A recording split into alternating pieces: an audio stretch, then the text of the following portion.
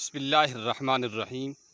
جو نائی داڑھی موڑنے کا کام کرتا ہو، لوگوں کی داڑھی موڑتا ہو یا تراشتا ہو، اس کے ساتھ تعلقات رکھنا، اس کے گھر کھانا پینا، اٹھنا بیٹھنا، یہ سارا کچھ حرام ہے۔ ایک عالم صاحب نے اپنے بیان میں یہ کہا ہے۔ حافظ ارشاد احمد لون صاحب بانڈی پورہ کشمیر سے یہ سوال کر رہے ہیں۔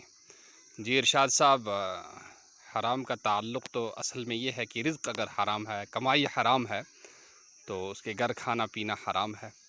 پھر اس کے ساتھ تعلق رکھنے کا جہاں تک سوال ہے تو اس کا جواب یہ ہے کہ یہ اصل میں اصلاح کا ایک طریقہ ہے۔ جیسے کہ غزوہ تبوک کے موقع پر اللہ کے رسول صلی اللہ علیہ وسلم نے کچھ صحابہ کرام سے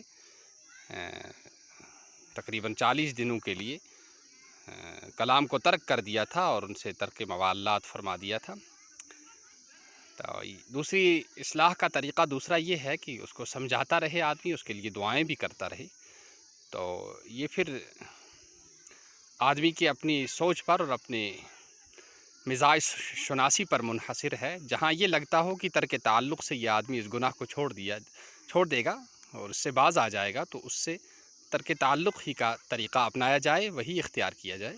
اور جہاں یہ لگے کہ نہیں، ترک تعلق سے اس کی سرکشی اور بڑھ جائے گی اور یہ اور جو ہے گناہوں میں ملوث ہو جائے گا، تو وہاں پر ترک تعلق سے بہتر ہے کہ اس کو بڑے مشفقانہ انداز میں اور خیر خواہی کے ساتھ اور ہمدردی کے ساتھ سمجھایا جائے اور گناہ کی نفرت کو اس کے ذہن میں راسخ کیا جائے اور اس کو سمجھا کر اس سے اتنا تیار کیا جائے کہ وہ اس گناہ کو چھوڑنے کے لیے تیار ہو جائے اور آئندہ اس قسم کے گناہ کو نہ کرے۔